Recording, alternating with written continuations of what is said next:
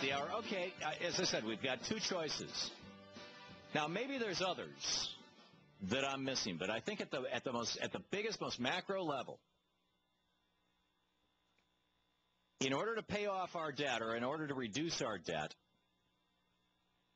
which is brought to us courtesy of 3 Republican presidents, over $9 trillion of the U.S. federal debt, over $9 trillion of that debt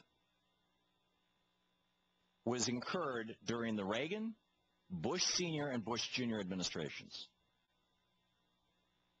Right around the neighborhood of $3 trillion of it was run up during the Clinton and Obama administrations. And Carter. You take those 3. Actually, you go back to 78 as your starting point, because that's when it actually started going up.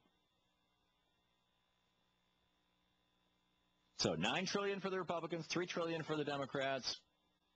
You've heard my rant a million times on Judah and Skeet back in the 1970s. I think it was 74. He came up with his 2 Santa Clauses theory.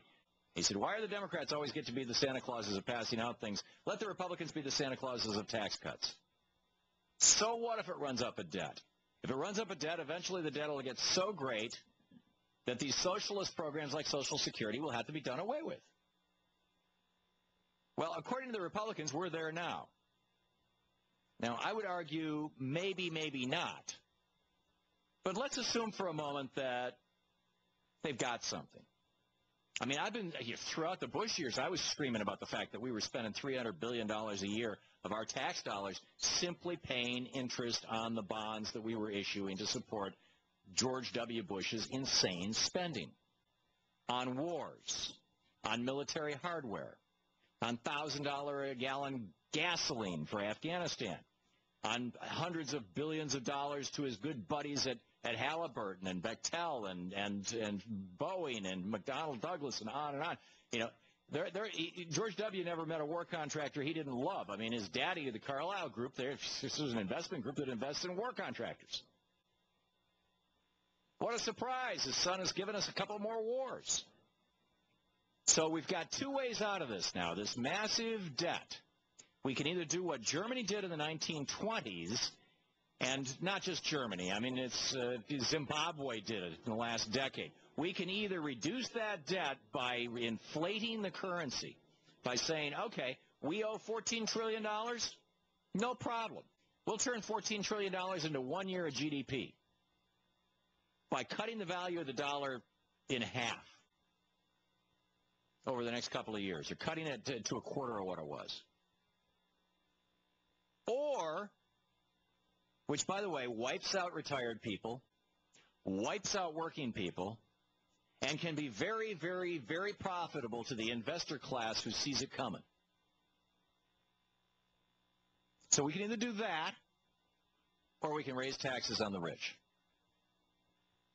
If George W. Bush's tax cuts, and I don't know why everybody calls them tax cuts, tax giveaways, because they were entirely funded by debt. That's why they had to be passed by reconciliation. There was no funding mechanism attached to them. He said, oh, magically, these tax cuts are going to pay for themselves. They didn't. Not only did they not pay for themselves, they drove the country into debt to the tune of close to $5 trillion. If George W. Bush had never cut taxes the way he did, we would right now have about the same debt that we had when Bill Clinton left office, which was around $8 or $9 trillion. No, I think it was around $7 trillion, in fact. And in fact, if we went back to the tax rates that we had before Reagan, we'd have a $1 trillion debt right now, if that. Because when Reagan came into office, the debt in today's inflation-adjusted dollars was only $1 trillion. And the interest we were paying on the debt was a small part of the federal budget. Now it's almost as big as the entire defense budget. The defense budget's $500 billion. The interest we're going to pay this year is $400 billion.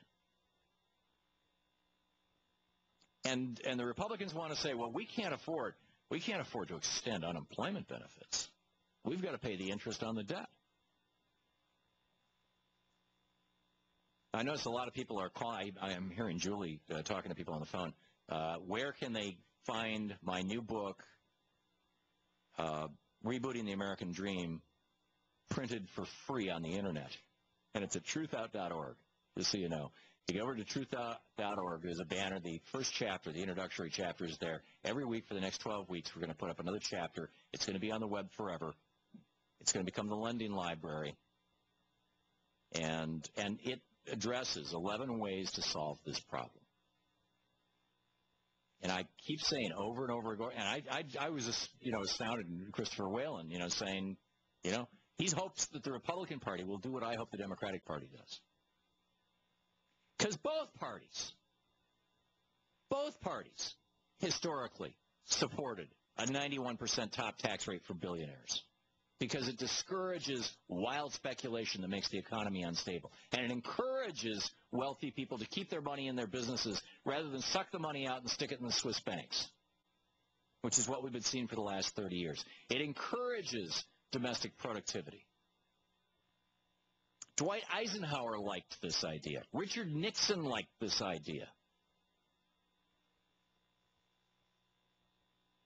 I mean, this Teddy Roosevelt was a fan of a progressive income tax. Herbert Hoover raised taxes up above 50%. I realize Hoover's not the very best example to give of how to respond to anything, but you get the point. So anyhow, we got two ways out of the debt problem. We can either pay it off, which means raising taxes on millionaires and billionaires, so that hedge fund managers like John Paulson, who made $4.6 billion and paid 15% income tax on it, and not one penny of Social Security tax. This is the other reason they're all screaming about Social Security, because they're terrified that you are going to figure out that these fat cats, these guys, the Dick Armeys of the world, the John Boehner buddies of the world, that they're not paying any Social Security tax, or the majority of it. You're listening to the Thom Hartmann Program.